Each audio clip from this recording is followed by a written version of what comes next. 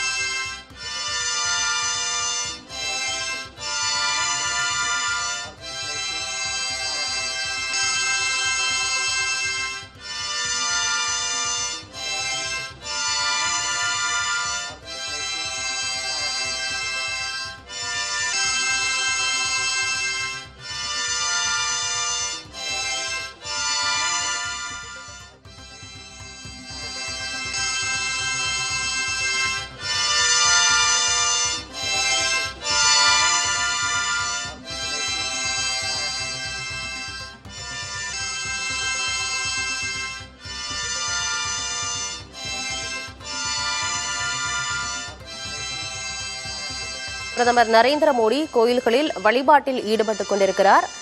அது தொடர்பாகத்தான் தொடர் நேரலையாக பார்த்துக் கொண்டிருக்கிறோம். தொடர்ந்து பார்க்கலாம் இடைவேளைக்கு பிறகு.